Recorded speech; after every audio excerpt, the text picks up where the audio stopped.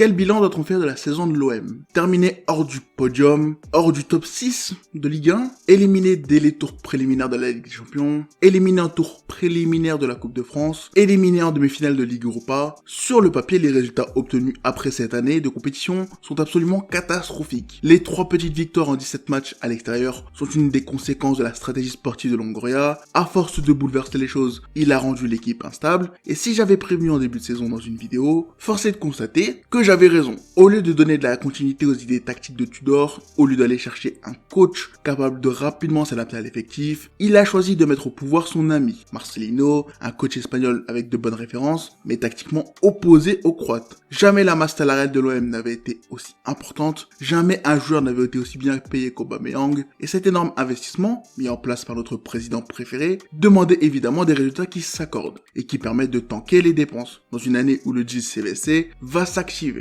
Et bien pour récompenser les choix audacieux de Pablo, un enchaînement absolument légendaire s'en est suivi, puisque dès le premier match, on comprend que les idées de Marcelino vont mettre au moins quelques mois à s'imprégner dans cet effectif mal construit, mais plutôt intéressant. D'ailleurs, beaucoup d'indications sur ce qui va suivre sont données, puisque dès le premier match, tu perds déjà la qualification en Ligue des Champions. Et surtout, tu remarques déjà que la préparation physique est ratée. Aucun joueur n'est au niveau physiquement, tactiquement, mentalement. Certains comme Iliman ont du mal, et directement, Longoria paye cash son choix débile. Acclamé comme un génie alors qu'il a mis 35 millions sur un chauffeur poids lourd portugais, qu'il a commis énormément d'erreurs sur le marché de transfert, il a cru que les compliments reflétaient la réalité, qu'il pouvait tout changer chaque saison sans conséquence, et directement, il s'est pris une gifle. Très honnêtement, c'était assez gratifiant d'avoir vu juste. Je l'avais prédit, mais dans le même temps, je trouve ça grave qu'un idiot comme moi ait une meilleure vision qu'un président de club qui, malgré ses erreurs, avait jusque-là montré qu'il était un boss dans sa gestion. Au final, chacun des choix qu'il a fait en 2023 s'est retourné contre lui. Et au lieu d'assumer, au lieu de prendre la responsabilité, il a fait en sorte que le coach qu'il avait choisi, qui n'était pas du tout adapté au contexte marseillais, se casse. Et cerise sur le gâteau, il a continué à vouloir sauver les meubles par sa communication, toujours capable de berner les simplets, et en allant chercher Gattuso. Si tactiquement l'Italien n'apportera rien du tout, il permettra de mettre en lumière le manque de caractère, le manque d'envie et la construction éclatée de l'effectif. Renan Lodi par exemple n'aura pas fait un seul bon match de son passage à l'OM, Kondogbia venu en leader, venu apporter son expérience et ses qualités, finira devant la défense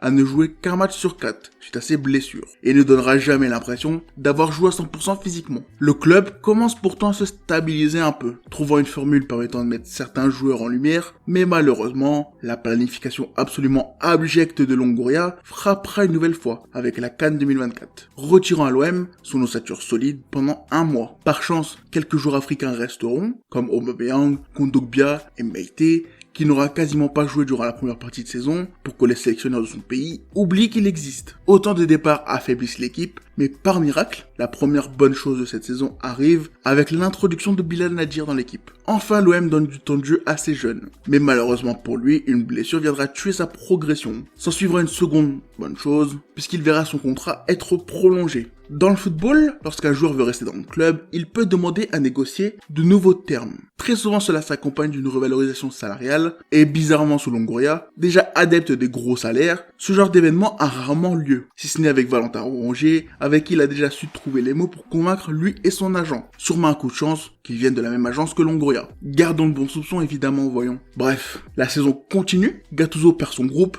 Bizarrement, il arrête de mettre en place le seul schéma de jeu qui fonctionne, puisque de lui-même il avouera ne pas le comprendre, et il finira par se faire virer. Le pompier italien prendra feu, assassinera son propre groupe en conférence de presse, avant de partir. Sans solution, Longoria ira chercher un ancien pour qu'il s'occupe de l'équipe jusqu'à la fin de saison. Gasset essaiera lui aussi de relancer les choses, il réussira à mettre un peu de positif dans cette saison avec un parcours en Europa League, qui sera au final le tombeau de la saison. L'équipe perd des forces en Europe, toujours incapable de gagner l'extérieur, et finira par laisser filer la qualification européenne. Pire, ils finiront derrière les Lyonnais, qui pendant quasiment la moitié de la saison avaient déjà commencé à prévoir les déplacements à Saint-Étienne pour le derby en Ligue 2.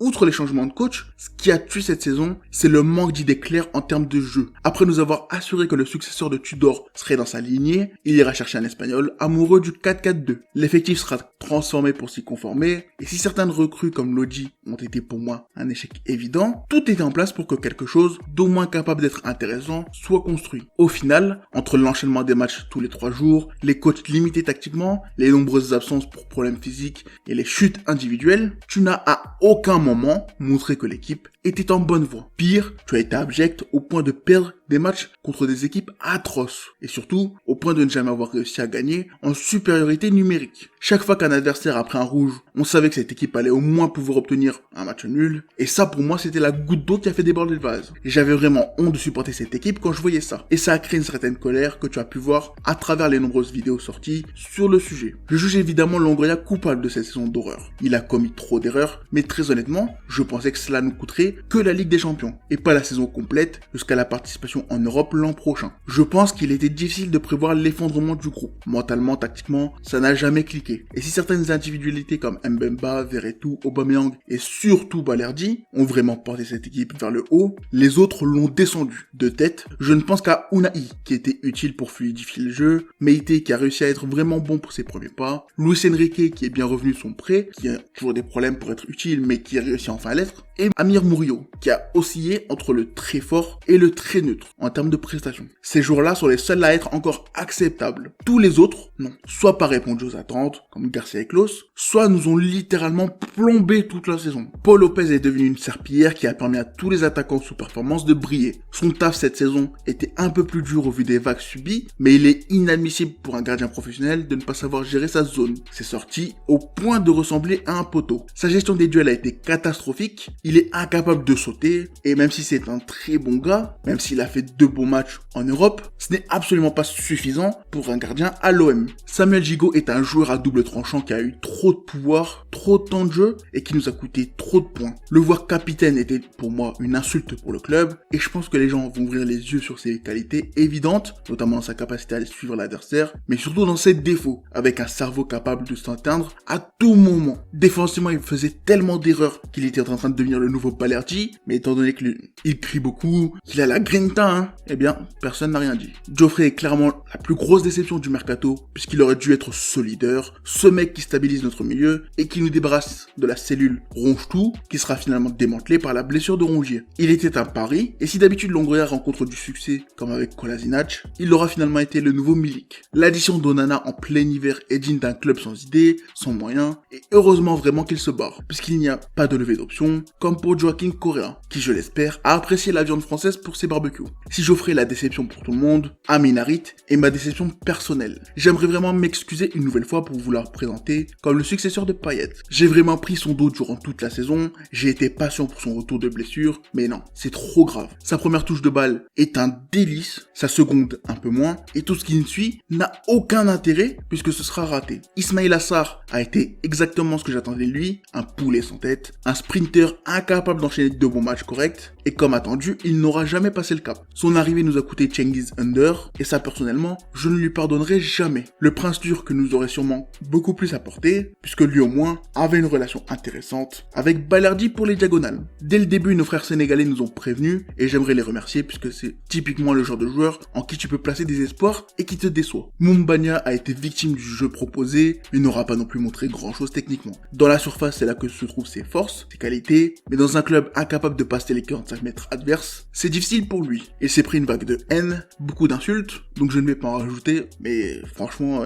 il m'a beaucoup énervé. Reste Iliman, le chouchou, le petit prince qui nous a trahis, qui nous a brisé les espoirs de voir un jeune du centre porter le maillot et réussir. En plus de se mettre lui-même la pression, il n'a même pas passé un match sans glisser, ou sans sortir une prise de balle exceptionnelle, avant de rater la suite. Une saison totalement ratée, qui peut soit forger un champion, soit détruire un joueur banal. Ces 7 joueurs sont pour moi les plus gros problèmes de la saison. saison. Et ils sont clairement soit des victimes, soit des gros points faibles. Mais au cours de cette saison, ils auront clairement coûté très cher. Si je devais faire la tier list de la saison, voilà à peu près à quoi elle ressemblerait, et cela permet de mettre en évidence l'immense impact qu'a eu le mercato d'été sur la saison. L'OM retombe dans ses travers en étant un club instable, un club incapable de faire évoluer ses recrues, et surtout incapable de maximiser son mercato. Avec un Balerdi au sommet de son art, obligé de couvrir la défense pour 2 joueurs, puisque Gigot existe, et que Mbemba s'est blessé, avec un Aubameyang dont les qualités et les défauts ont été bien expliqués dans cette vidéo que j'ai pas encore vue de mon ami Yous, tu as pu éviter le pire, puisqu'à un moment dans la saison, tu étais plus proche de la relégation que de l'Europe. Maintenant, il va être intéressant de voir ce que vont faire Pablo et Mehdi. Si on veut évidemment que l'OM devienne capable de mettre en place un projet long terme, si on veut un peu de stabilité pour qu'un groupe monte en puissance, il va d'abord falloir faire un ménage dans ce groupe très